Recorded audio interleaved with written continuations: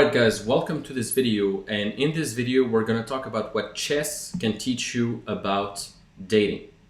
You might think that chess and dating are opposite things. It's kind of weird to make an analogy with chess and all of that, but I'm going to show you in this video that chess very much relates to dating, and there's a lot of synergies between them actually.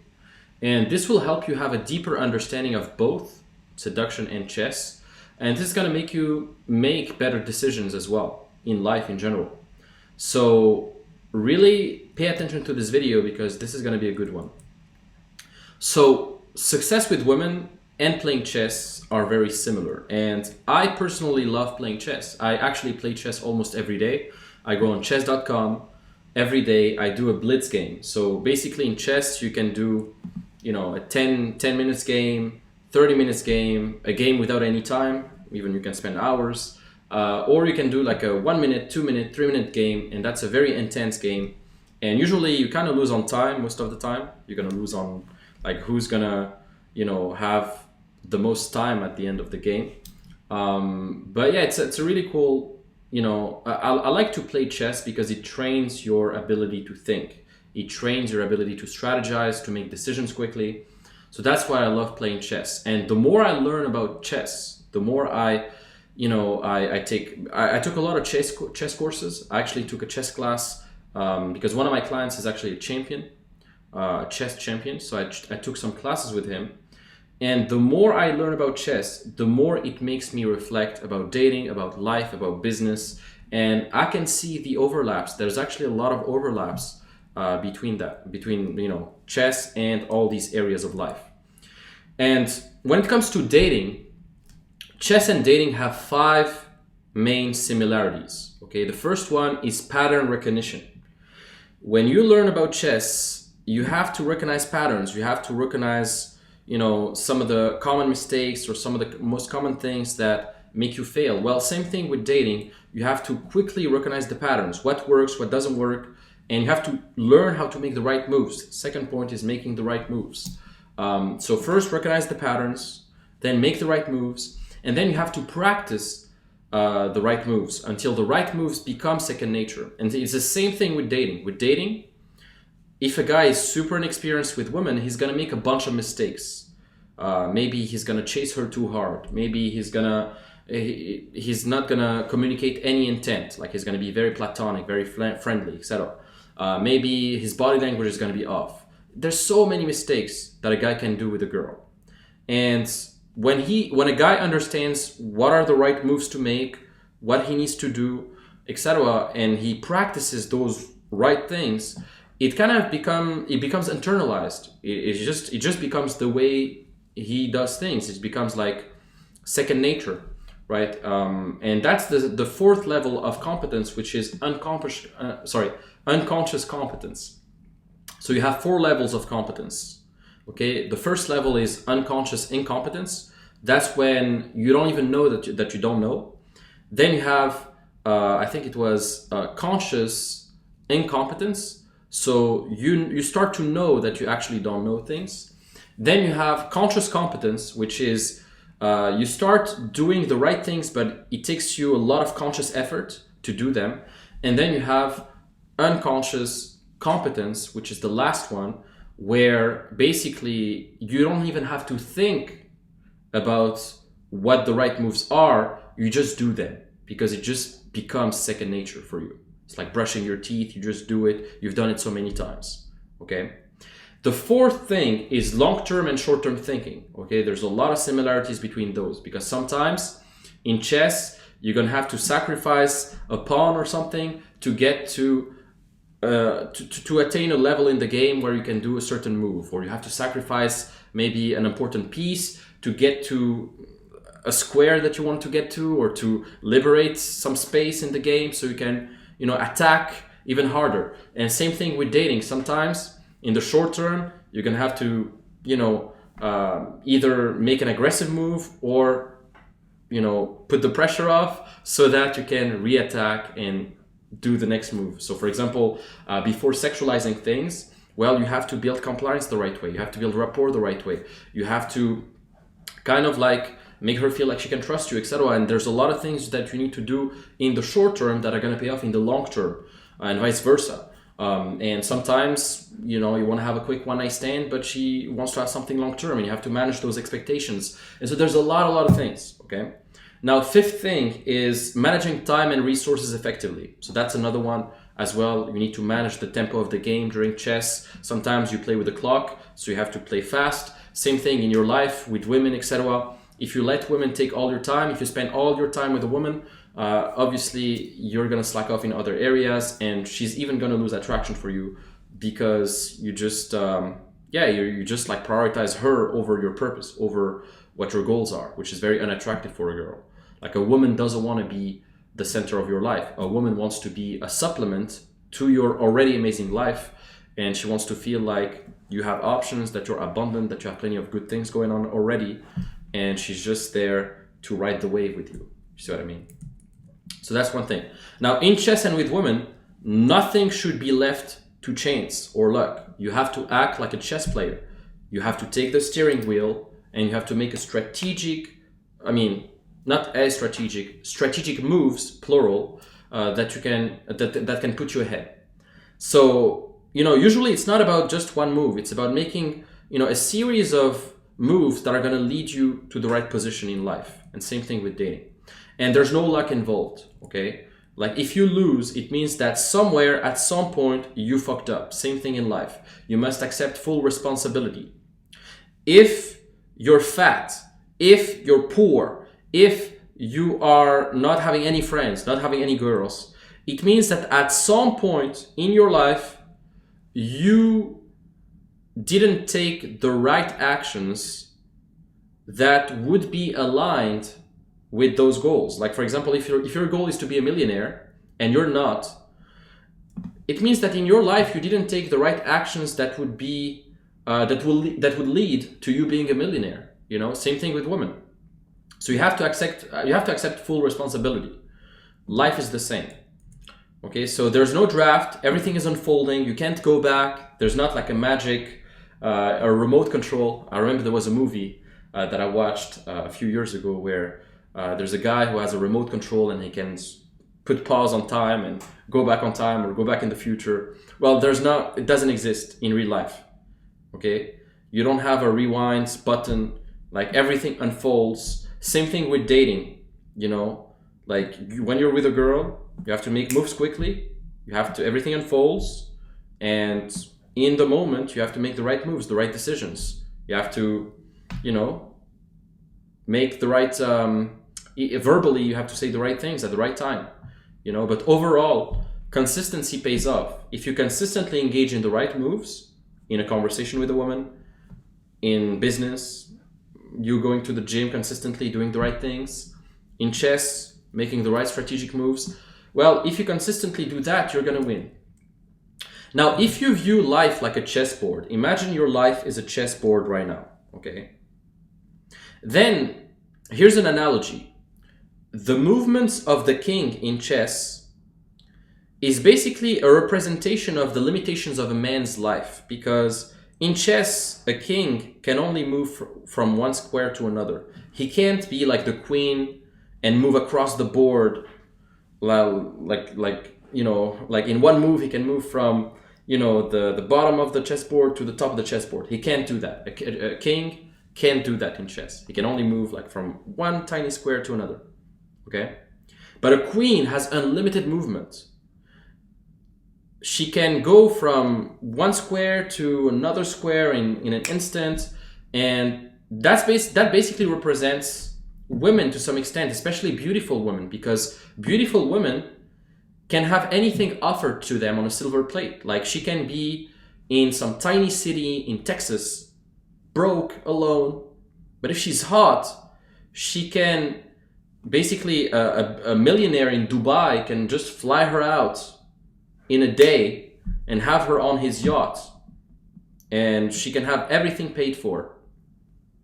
And so that's the queen, right? The queen has unlimited movement. She has a lot of power initially.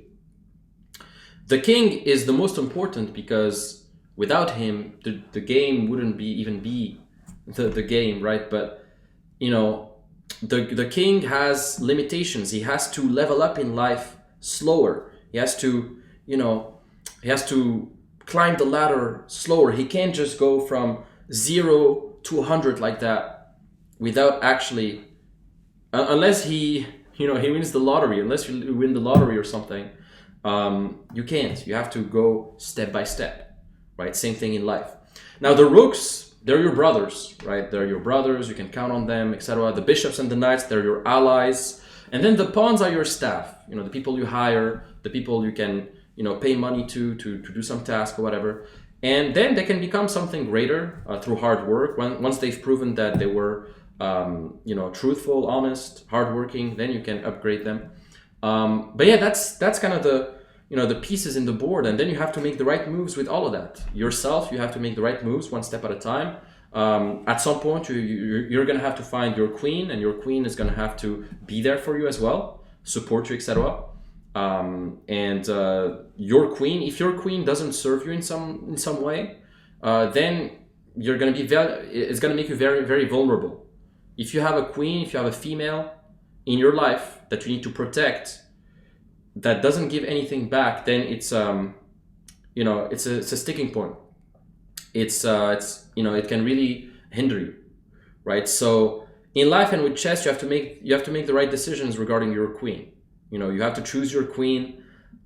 You have to make the right moves with your queen, because your queen is very important. If you pick the right queen, you make the wrong moves with your queen, man, you're fucked.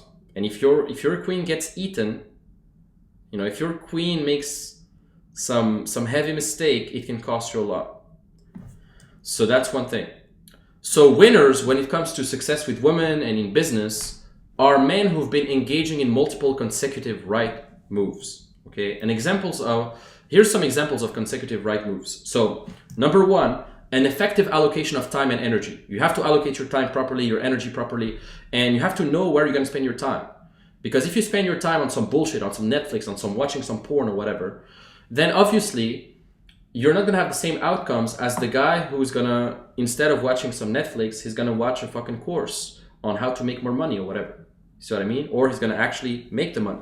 He's going to be on a sales call, making calls, cold calling people, whatever, so two different outcomes. Now you're going to have to invest in the right mentors, coaches, because nobody, and I mean nobody, gets to a high level in life without actually learning from previous people who achieved what he wanted to achieve. Whether it's Steve Jobs, whether it's Elon Musk, whatever, you name it, any guy, Jeff Bezos, they all had people they learned from. You can't reinvent everything.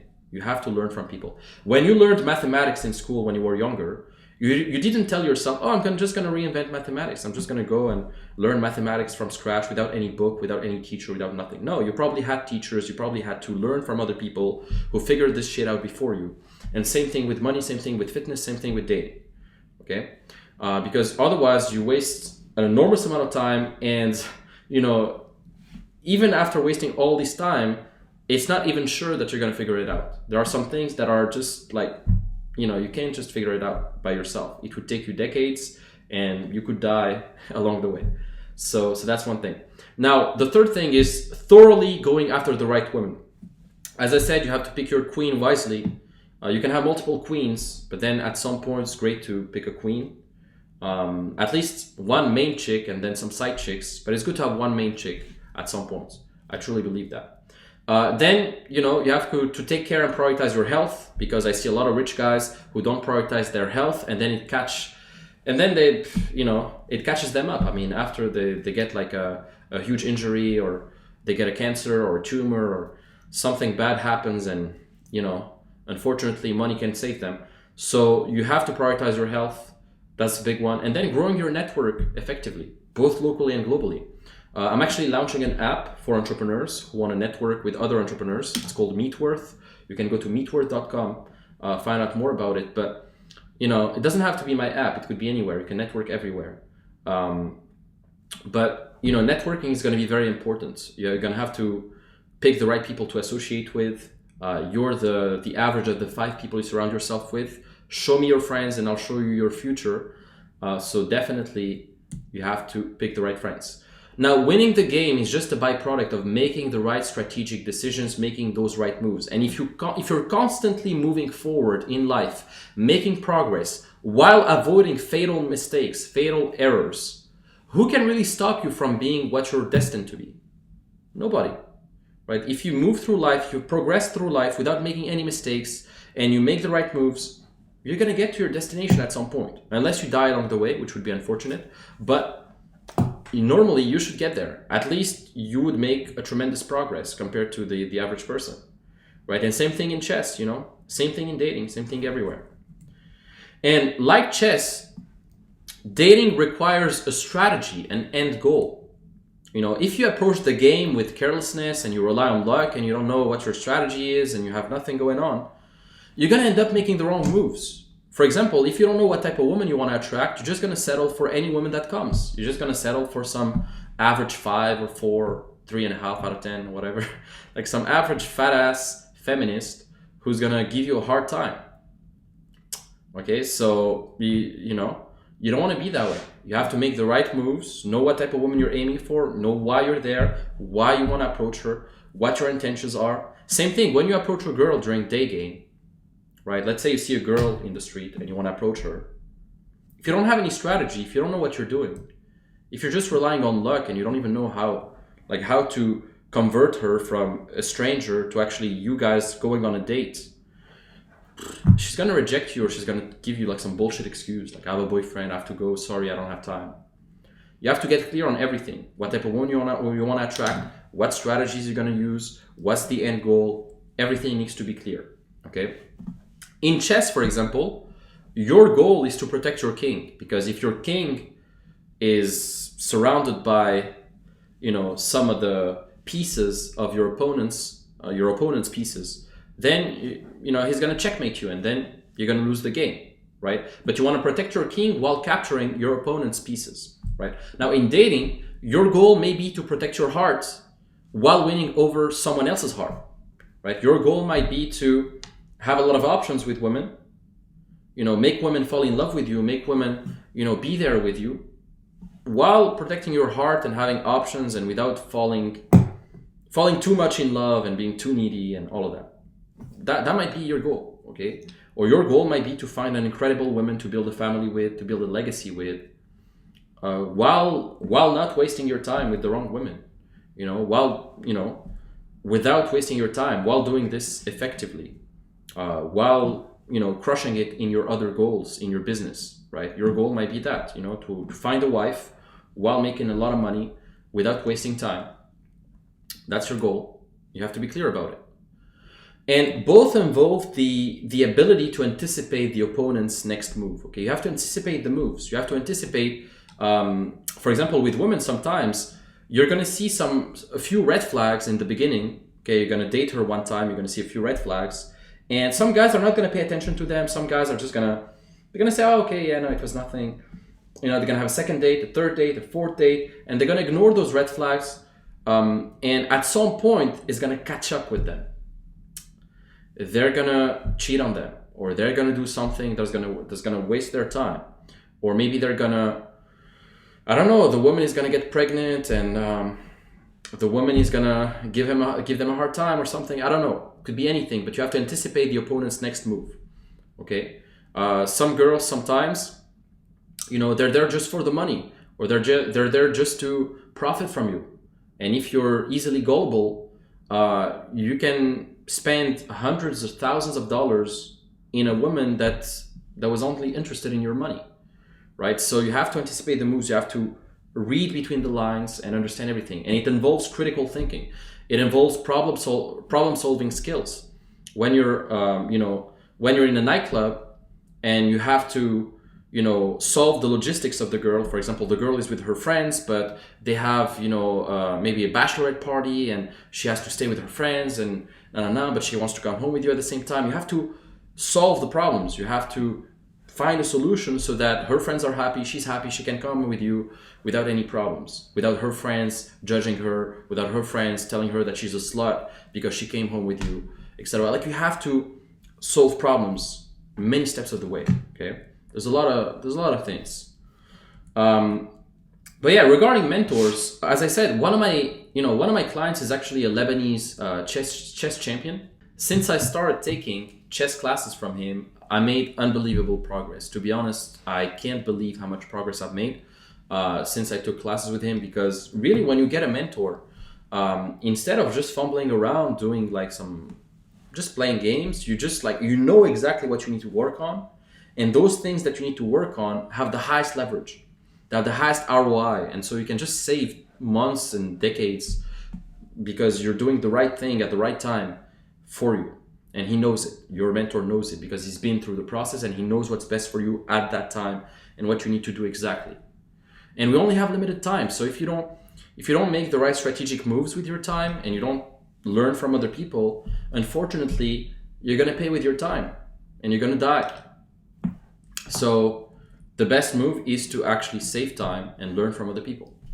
Now let's talk about the 3 sacred phases of romance. So there's actually 3 sacred phases. Now in chess, there's actually 3 distinct parts of the game that a person must master to become a chess champion. And I'll tell you later what those parts are.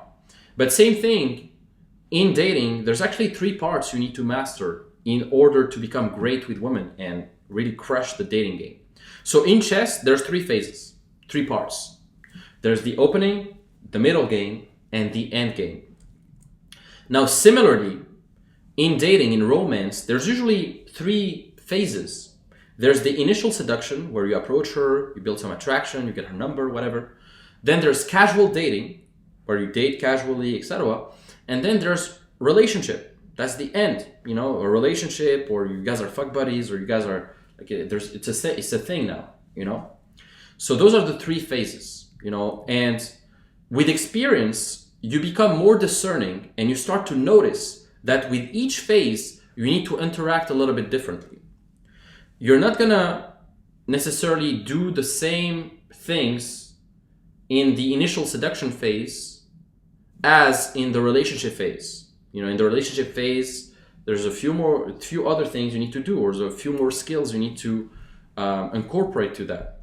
And the skills you use in the initial seduction phase aren't exactly the same skills you use in the dating or relationship phase. It takes a different set of skills. Now they build on top of each other most of the time, but yeah, it's different phases, right? There are some overlaps, but it will take a different set of skills for each phase. And these 3 phases, like these ones, initial seduction, casual dating, relationship, can also be broken down this way. So initial seduction it's basically initially attracting them. Then casual dating is basically successfully dating them, going on dates with them, knowing what to do during the date, how to conduct the date, etc. And then the last phase, which is relationship phase, is basically retaining them. Okay, it's basically like obtaining them, then dating them, and then retaining them. Obtaining, dating, retaining. Okay, and those are kind of the 3 phases. And remember this. Obtaining women is different from retaining women. There's a few things you need to do differently. Okay? You're not gonna retain a woman the same way you've obtained her. There's a few, your game is gonna change with her, right? Now, obviously a lot of things are the same, but there's other things that you need to do. Now, obviously, some of you are not gonna wanna retain every girl. That's normal. Some girls you're just gonna have sex with, and that's fine. Some girls you don't want to have something long-term with. Most of the girls is going to be that way. But you need to master these 3 parts, okay? And you need to be approaching dating with a strategy, the same way you approach a game of chess. Okay, as I said, in chess, there are 3 phases: the opening, the middle game, and the end game. Now we're going to see how those phases in chess relate to dating.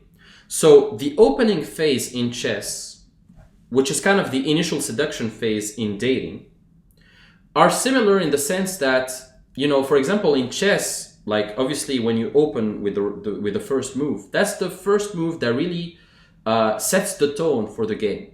During the first moves, you can set some initial conditions that are going to impact the rest of the game. And same thing in dating, it's kind of the same. How you initially approach her and how you initially attract her is going to set a certain frame for the rest of the interaction you have with her, right? And the initial conditions you set when first meeting a woman are very important. Like, first impressions are very likely to stick, first of all. And second of all, usually she has decided whether she wanted to fuck you in the first 5 minutes of you talking to her. Like, she knows from your body language, your energy, how you speak, your charisma, like she knows whether she wants to have a date with you or not. Okay, so that's one thing. Like, initial seduction is very important, you know, and the frame you set in the beginning is gonna set the tone for the rest of the relationship. And so, for example, if you initially attract a girl with money by paying her a lot of expensive shit, by, you know, always paying her stuff, you're gonna set terrible initial conditions, which will end up leaving you broken alone, because at some point, like, why is she there? Probably just for the money, because you accustomed her to her giving you attention only when you give her money. And so you're buying, basically, it's almost like a prostitute. Like, you're buying her attention for money, her time, her body for money, right? You're just buying her expensive shit, or you're buying her stuff on OnlyFans or whatever, or sending her money online just so that she can spend time with you. That's a terrible initial condition, right? On the contrary, if you attract her with your boldness, your charm, with you being well-spoken, and you have the right communication skills, she'll likely enjoy spending time with you, even if you don't provide a lot of financial resources, just because she really likes you, she enjoys spending time with you. You provide her with some emotional satisfaction, like she likes spending, I mean, whenever she spends time with you, you fulfill her emotional, I don't know, like everybody needs, you know, everybody needs to have friends, people that they can have fun with, enjoy their time with, and, you know, just let go. And you know, women are going to enjoy your time with you, for you, not just for your money or for anything, you know. So that's what you want. Now, as the game develops, the opening phase moves into the middle game. So in the game of chess, once you start making your first, I don't know, let's say 4 or 5 moves, then you enter the middle game, where now, you know, there's higher stakes, right? So the middle game is kind of the casual dating phase, where you start dating the person. And that's the phase that really matters when you start actually dating, because the initial seduction phase is a stepping stone to lead to the casual dating phase. And the casual dating phase is actually the most important phase, where you're going to determine whether it's the right fit or not, whether you guys are going to get along. And when you start having potentially a sexual relationship, and a relationship that's deeper, right? And in chess, this is the most important phase also, because it will either make or break the game. You're either, you know, either that, I mean, if you win the middle game, usually you're going to win the game. Okay, but if you didn't play that well in the middle game, then the end game is going to be tough for you. Well, in dating is the same thing. I mean, in dating terms, after you've initially attracted her by meeting her in real life or online, then you need to meet her again and properly date her. And how you conduct the date is very important, because, you know, if you don't conduct the date the right way, you're going to lose your chance of seeing her again. You're going to lose your chance of closing the deal. You can be very good at initially attracting women, at approaching them or having a good conversation with them for 5 minutes, but you can suck at actually having a real date that lasts like 1, 2, 3 hours with a girl, and you can suck at that. Like, I've seen a lot of guys being great at having like a 2-minute conversation, but when it comes to having like a deeper thing and really like conducting the date the proper way and closing the deal, that's when they fail. Okay, so this is a crucial phase. And this is the phase also where you want to screen her. You want to screen whether it's the right fit for you, whether you guys share the same values to some extent, etc. So, you know, this phase is crucial. And then after the middle game in chess, you have the end game. And this is, you know, where the whole game leads to ultimately is the final phase. Either you have a winner or you have a stalemate. Most likely you're going to have a winner. Stalemates happen when basically the king can't move anymore. It happens, but, you know, it's very rare. But in dating terms, on a macro level, the end game is what comes after the phase of casual dating. So after you've dated like 2, 3, 4, 5 times, then you can decide whether you want to pursue a relationship with her, something really serious, you want to retain her long term, or you want to stop seeing her and it's over. Okay, so that's the end. Okay, that's the end game. Either you retain her or you stop seeing her, you move on to the next. Okay, so yeah, and that's basically some of the overlaps you have with dating and chess and all of that. If you have some others, if you have some other overlaps that come into mind, please drop them in the comments or DM me. I'd love to have more insights, and I'd love to, because I'm always thinking about these things, and whenever I'm thinking about this, I'm always trying to add some other points to this collection of similarities between chess and dating. So if you have some other similarities, let me know. I'm sure over time I'm gonna gather more, but those are some of the main ones that I wanted to share with you today. Now, I want to talk also about the importance of accelerating your learning curve. As I said, when it comes to learning chess, when it comes to learning business or anything, you can't reinvent the wheel. If you want to become a great player, you have to learn from other successful players. Like when you look at some of the best chess players in the world, all the grandmasters, they had to analyze hundreds and hundreds of previous games from previous players, and they had to learn all their moves. When, Magnus Carlsen, he's the first #1 chess champion in the world. He has like over 100 or 1,000 games memorized in his head of exactly what previous players did before him. And he learned from dozens of other mentors. He learned from other famous chess players like Kasparov or other people, So trying to learn chess just by fumbling around by yourself is a huge waste of time. And this is exactly the same things when it comes to business, when it comes to dating, when it comes to fitness, everything. Why would you reinvent the wheel when the game has already been figured out? To become great in all these fields, you need to learn the right strategies from the right mentors, and that's how you get ahead. Now you might think, oh, okay, yeah, let me just watch a YouTube video. Oh, let me just read that book. It's not the same. Okay, most of these YouTube videos, they're just like introductory videos for you to click on their link in their description to actually get the system, which actually has most of the value. But the video in itself, yeah, you can grab a few bites here and there, but it's nothing, Same thing in books. Okay, it's great for the mindset. Okay, it's great to read things. But unless you actually have some feedback from someone who knows what he's doing, those books are just like general theory. They're not like really applicable. He doesn't give you like a clear system, like do this, do that, do that, do that, and a system that's tailored to you as well to some extent. And he doesn't provide you with a place where you can ask questions, get feedback on your own game. And you can only do this with a mentor or a coach or someone who can help you personally. I can guarantee you that. So now, if you truly want to master your dating life, if you truly want to learn all these systems, all these practices, well, personally, it took me 8 years to figure all these things out, because I fumbled around for many years until I actually invested in some mentors, and that's skyrocketed my results. I invested in my first bootcamp when I was 19, back in Montreal. And since then, I've had incredible results, and I took many other bootcamps, many other coachings.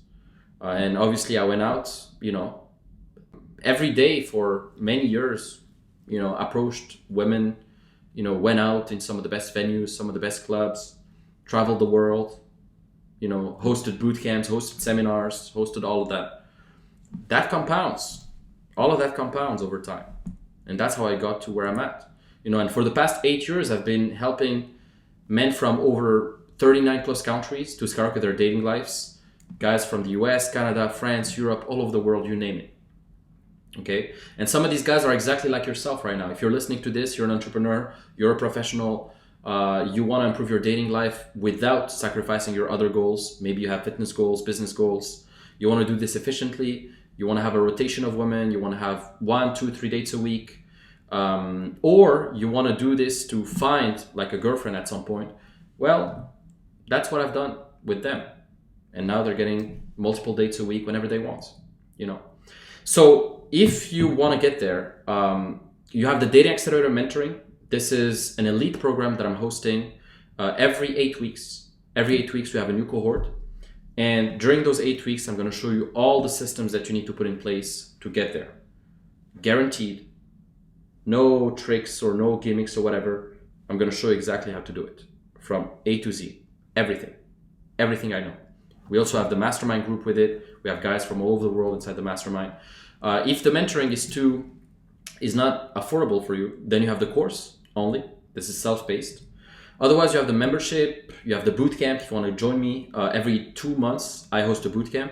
I'm going to host a bootcamp in Belgrade very soon, April, and then one in June in Tallinn, Estonia. But I've done one in Athens a few weeks ago. Amazing bootcamp. We had an amazing time, and Greek women are amazing. Keep an eye on those. higherselfcircle.com/uplevel. You can find my bootcamp dates. And then you have my books, obviously, classics, Instagram secrets, Playboy secrets. Those are the classics. So that's pretty much it, guys. I hope you enjoyed it. If you have any questions, let me know in the comments. I'm here for you. And I'll talk to you soon. See you in the next video.